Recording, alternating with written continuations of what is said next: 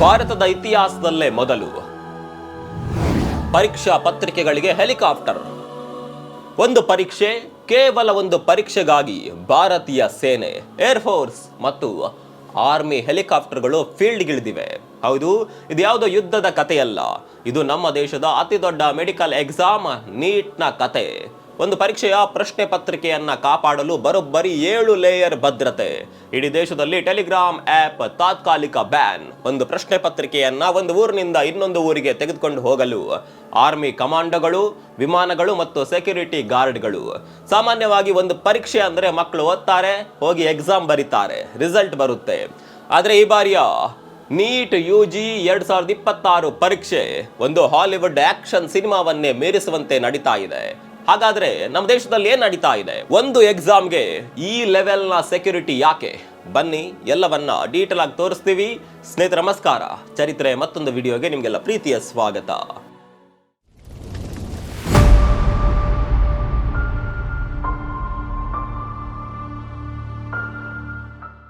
ಸ್ನೇಹಿತರೆ ಸ್ವಲ್ಪ ಹಿಂದಕ್ಕೆ ಹೋಗೋಣ. ಮೇ 3ನೇ ತಾರೀಕು ಇಡೀ ದೇಶದಾದ್ಯಂತ ಸುಮಾರು 22 ಲಕ್ಷಕ್ಕೂ ಹೆಚ್ಚು ವಿದ್ಯಾರ್ಥಿಗಳು ತಮ್ಮ ಜೀವಮಾನದ ಕನಸಾದ ಮೆಡಿಕಲ್ ಸೀಟ್ಗಾಗಿ 5,000ಕ್ಕೂ ಹೆಚ್ಚು ಸೆಂಟರ್ಗಳಲ್ಲಿ ಪರೀಕ್ಷೆ ಬರೆದ್ರು. ಕಣ್ಣಲ್ಲಿ ಕನಸು, ತಲೆಯಲ್ಲಿ ಟೆನ್ಷನ್. ಆದರೆ ಏನಾಯ್ತು ಗೊತ್ತಾ? ಪರೀಕ್ಷೆ ಮುಗಿದ ಕೆಲವು ದಿನಗಳಲ್ಲಿ ಒಂದು ದೊಡ್ಡ ಸುನಾಮಿ ಬಂತು. Paper leak. ಹೌದು, ಯಾರು ಹಗಲಿರುಳು ಕಷ್ಟಪಟ್ಟು ಓದಿದ್ದಾರೋ ಅವರ ಕನಸಿನ ಮೇಲೆ ತಣ್ಣೀರು ಎರಚಿದ ಹಾಗಾಯಿತು. ದೇಶದಾದ್ಯಂತ ವಿದ್ಯಾರ್ಥಿಗಳ ಕಣ್ಣೀರು, ಪೋಷಕರ ಆಕ್ರೋಶ, ರಸ್ತೆಯಲ್ಲಿ ಪ್ರತಿಭಟನೆಗಳು ಶುರುವಾದವು. ಈ ಬೆಂಕಿ ಎಷ್ಟು ದೊಡ್ಡದಾಯಿತು ಅಂದ್ರೆ ಕೇಂದ್ರ ಶಿಕ್ಷಣ ಸಚಿವರ ರಾಜೀನಾಮೆಗೆ ಆಗ್ರಹಿಸುವ ಮಟ್ಟಕ್ಕೋಯ್ತು. CBI ತನಿಖೆ ಶುರುವಾಯಿತು. ಡಜನ್ ಗಟ್ಲೆ ಜನರ ಬಂಧನ ಕೂಡ ಆಯಿತು. ಕೊನೆಗೆ ಸರ್ಕಾರ ಒಂದು ಕಠಿಣ ನಿರ್ಧಾರ ತೆಗೆದುಕೊಳ್ತು. ಅದೇ ನೀಟ್ ರೀ ಎಕ್ಸಾಮ್, ಅಂದ್ರೆ ಮರು ಪರೀಕ್ಷೆ. ಈಗ ಜೂನ್ 21ರಂದು ನಡೆಯಲಿರುವ ಈ ಮರು ಪರೀಕ್ಷೆಗೆ NTA ಮಾಡಿರುವ ಸಿದ್ಧತೆಗಳನ್ನ ಕೇಳಿದ್ರೆ ನಿಮ್ಮ ತಲೆ ಗಿರ್ ಅನ್ನುತ್ತೆ. ಇದು ಪರೀಕ್ಷೆಯೋ ಅಥವಾ ಶತ್ರು ದೇಶದ ವಿರುದ್ಧ ನಡೆಯುತ್ತಿರುವ ಸರ್ಜಿಕಲ್ ಸ್ಟ್ರೈಕೋ ಅನ್ನುವ ಅನುಮಾನ ಬರುತ್ತೆ. ವಾಯುಪಡೆಯ ಎಂಟ್ರಿ. ಪ್ರಶ್ನೆ ಪತ್ರಿಕೆಗಳನ್ನ ಸೇಫ್ ಆಗಿ ತಲುಪಿಸಲು ಈ ಬಾರಿ NTA ಲೋಕಲ್ ಪೊಲೀಸ್ ಅಥವಾ ರಸ್ತೆ ಮಾರ್ಗವನ್ನೇ ನಂಬಿಲ್ಲ. ನೇರವಾಗಿ ಇಂಡಿಯನ್ ಏರ್ಫೋರ್ಸ್ ಎಂಟ್ರಿ ಕೊಟ್ಟಿದೆ. ಹೌದು ಸ್ನೇಹಿತರೆ, ದೇಶದ 18 ಪ್ರಮುಖ ಸ್ಥಳಗಳಿಗೆ ವಾಯುಪಡೆಯ ವಿಶೇಷ ವಿಮಾನಗಳಲ್ಲಿ ಪ್ರಶ್ನೆ ಪತ್ರಿಕೆಗಳನ್ನ ಸಾಗಿಸಲಾಗಿದೆ. ಯಾಕೆ ಈ ಲೆವೆಲ್ನ ಸೆಕ್ಯೂರಿಟಿ? ಯಾಕಂದ್ರೆ ಪೇಪರ್ ಸಾಗಿಸುವ ದಾರಿಯಲ್ಲಿ ಯಾರು ಕೂಡ ಅಟ್ಯಾಕ್ ಮಾಡಬಾರ್ದು, ಯಾವುದೇ ಕಳ್ಳಾಟ ನಡಿಬಾರ್ದು ಅಂತ. ತಮಿಳುನಾಡಿನಲ್ಲಿ ಆರ್ಮಿ ಹೆಲಿಕಾಪ್ಟರ್. ಈಗ ತಮಿಳುನಾಡಿನ ಕತೆ ಕೇಳಿ. ದೆಹಲಿಯಿಂದ ವಿಮಾನದಲ್ಲಿ ಭಾರೀ ಭದ್ರತೆಯೊಂದಿಗೆ ಪ್ರಶ್ನೆ ಪತ್ರಿಕೆ ಮದುರೈಗೆ ಬಂತು. ಅಲ್ಲಿಂದ ತಿರುನೆವೆಲ್ಲಿಗೆ ಹೋಗಬೇಕು. ಇದಕ್ಕಾಗಿ ಸಾಧಾರಣ ವ್ಯಾನ್ ಬಳಸಿಲ್ಲ, ಬದಲಾಗಿ ಭಾರತೀಯ ಸೇನೆಯ ಹೆಲಿಕಾಪ್ಟರ್ ಬಳಸಲಾಗ್ತಾ ಇದೆ. ಇದು ಹೆಂಗೆ ಅಂದ್ರೆ ತಿರುನೆವೆಲ್ಲಿ ಗ್ರೌಂಡ್ನಲ್ಲಿ ಹೆಲಿಕಾಪ್ಟರ್ ಲ್ಯಾಂಡಿಂಗ್ ಟ್ರಯಲ್ ಕೂಡ ಮಾಡಿದ್ದಾರೆ. ಪ್ರಶ್ನೆ ಪತ್ರಿಕೆಯ ಪೆಟ್ಟಿಗೆಗಳನ್ನ ಹೆಲಿಕಾಪ್ಟರ್ನಿಂದ ಇಳಿಸಿ ಕ್ಷಣಾರ್ಧದಲ್ಲೇ ಸೇಫ್ ಆಗಿ ಟ್ರಂಕ್ಗಳಿಗೆ ಶಿಫ್ಟ್ ಮಾಡಲು ಮಾಕ್ ಡ್ರಿಲ್ ಕೂಡ ನಡೆದಿದೆ. ಇದನ್ನ ನೋಡ್ತಿದ್ರೆ ಇದು ಮೆಡಿಕಲ್ ಎಕ್ಸಾಮ್ ತರಹ ಕಾಣಿಸ್ತಿದ್ಯಾ? ಖಂಡಿತ ಇಲ್ಲ. ಇನ್ನೊಂದು ಕಡೆ ಈ ಚೀಟಿಂಗ್ ಮಾಫಿಯಾವನ್ನ ಮಟ್ಟ ಹಾಕಲು ಭಾರತ ಸರ್ಕಾರ ಇಂಟರ್ನೆಟ್ ಲೋಕದಲ್ಲಿ ಒಂದು ದೊಡ್ಡ ಅಸ್ತ್ರ ಪ್ರಯೋಗ ಮಾಡಿದೆ. ಅದೇ ಟೆಲಿಗ್ರಾಮ್ ಆಪ್ ಬ್ಯಾನ್. ಜೂನ್ 22ರವರೆಗೆ ಟೆಲಿಗ್ರಾಮ್ ಆಪ್ ಅನ್ನ ಭಾರತದಲ್ಲಿ ತಾತ್ಕಾಲಿಕವಾಗಿ ನಿರ್ಬಂಧಿಸಲು ಸರ್ಕಾರ ಆದೇಶ ನೀಡಿದೆ. ಅಷ್ಟೇ ಅಲ್ಲ, ಮೆಸೇಜ್ ಎಡಿಟ್ ಮಾಡುವ ಫೀಚರ್ ಅನ್ನ ಜೂನ್ 30ರವರೆಗೆ ಡಿಸೇಬಲ್ ಮಾಡಲಾಗಿದೆ. ಈ ನಿರ್ಧಾರದ ಹಿಂದಿನ ಕಾರಣ ಏನು ಅಂತ ಕೇಳಿದ್ರೆ, ಸೈಬರ್ ಕ್ರೈಮ್ ವಿಭಾಗ ಕೊಟ್ಟ ರಿಪೋರ್ಟ್ ಪ್ರಕಾರ ಚೀಟಿಂಗ್ ಮಾಡುವ ಗ್ಯಾಂಗ್ಗಳು ಟೆಲಿಗ್ರಾಮ್ ಚಾನೆಲ್ಗಳ ಮೂಲಕ ಲಕ್ಷಾಂತರ ರೂಪಾಯಿ ಡಿಮ್ಯಾಂಡ್ ಮಾಡಿ ಫೇಕ್ ಪೇಪರ್ಗಳನ್ನ ಮಾಡ್ತಿದ್ರು. ಜೊತೆಗೆ ಪೇಪರ್ ಲೀಕ್ ಆಗಿದೆ ಅಂತ ಸುಳ್ಳು ಸಾಕ್ಷಿಗಳನ್ನ ಸೃಷ್ಟಿಸಲು ಹಳೆಯ ಮೆಸೇಜ್ಗಳನ್ನ ಎಡಿಟ್ ಮಾಡ್ತಿದ್ರು. ಇದನ್ನೆಲ್ಲ ಬ್ಲಾಕ್ ಮಾಡಲು ಸರ್ಕಾರ ಈ ಮಾಸ್ಟರ್ ಪ್ಲಾನ್ ಮಾಡಿದೆ. ಈಗ ಅಸಲಿ ವಿಚಾರಕ್ಕೆ ಬರೋಣ. ಈ ಬಾರಿ NTA ಸುಮ್ಮನೆ ಕೂತಿಲ್ಲ.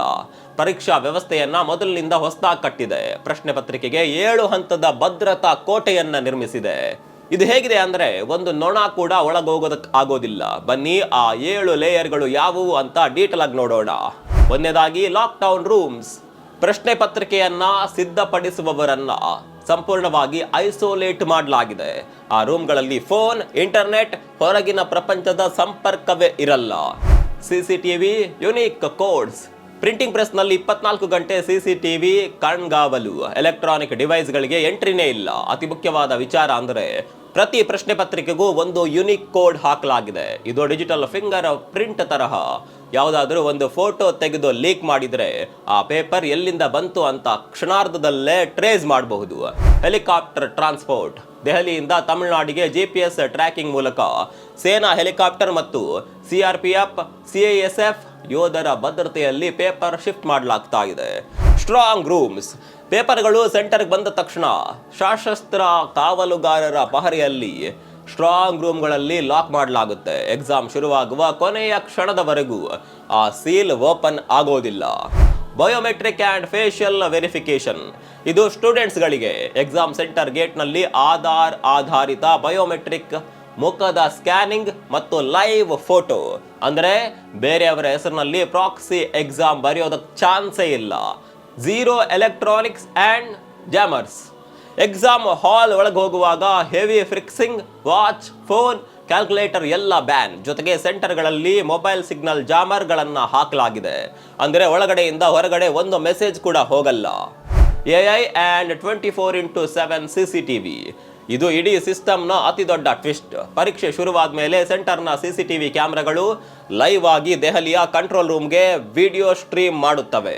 ಅಲ್ಲಿ AI ಸಾಫ್ಟ್ವೇರ್ಗಳ ಮೂಲಕ ವಿದ್ಯಾರ್ಥಿಗಳ ಮುಖಭಾವ, ಚಲನವಲನಗಳನ್ನು ಸ್ಕ್ಯಾನ್ ಮಾಡಲಾಗುತ್ತೆ.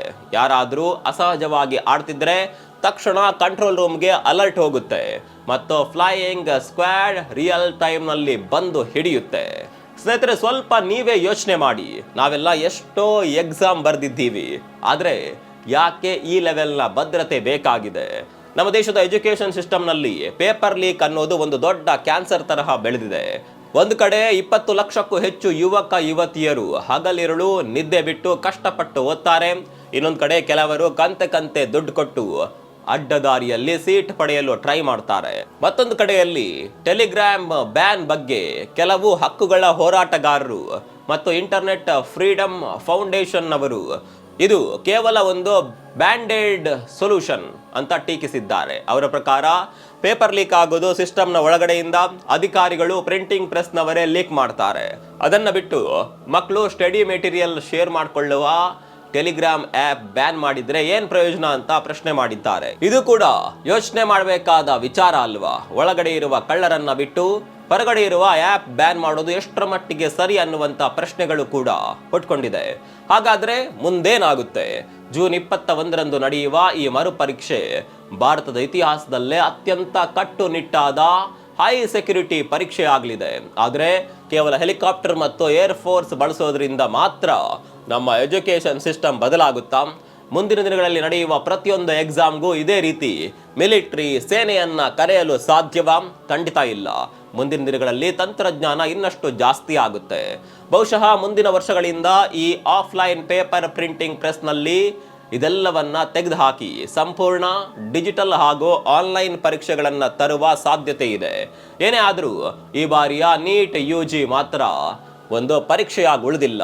ಇದು ಇಡೀ ದೇಶವೇ ತಿರುಗಿ ನೋಡುವಂತಹ ಒಂದು ಆಪರೇಷನ್ ಆಗಿ ಬದಲಾಗಿದೆ. ಕೊನೆಯದಾಗಿ ಒಂದು ಮಾತು ಸ್ನೇಹಿತರೆ, ಇದು ಕೇವಲ ಒಂದು ಪರೀಕ್ಷೆಯಲ್ಲ. ನಾಳೆ ನಿಮ್ಮ ಪ್ರಾಣವನ್ನ ಉಳಿಸುವ, ನಮ್ಮ ದೇಶದ ಆರೋಗ್ಯವನ್ನ ಕಾಪಾಡುವ ವೈದ್ಯರನ್ನ ಆಯ್ಕೆ ಮಾಡುವ ಪರೀಕ್ಷೆ ಇದು. ಇಲ್ಲಿ ನಡೆಯುವ ಒಂದು ಸಣ್ಣ ತಪ್ಪು ನಾಳೆ ಎಷ್ಟೋ ಜನರ ಪ್ರಾಣ ತೆಗಿಬಹುದು.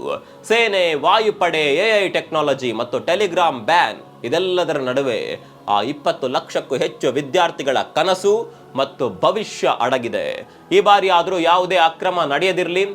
ಯಾರು ನಿಜವಾಗಿಯೂ ಕಷ್ಟಪಟ್ಟು ಓದಿದ್ದಾರೋ ಆ ಪ್ರಾಮಾಣಿಕ ವಿದ್ಯಾರ್ಥಿಗಳಿಗೆ ನ್ಯಾಯ ಸಿಗಲಿ ಅನ್ನೋದೇ ನಮ್ಮೆಲ್ಲರ ಆಶಯ.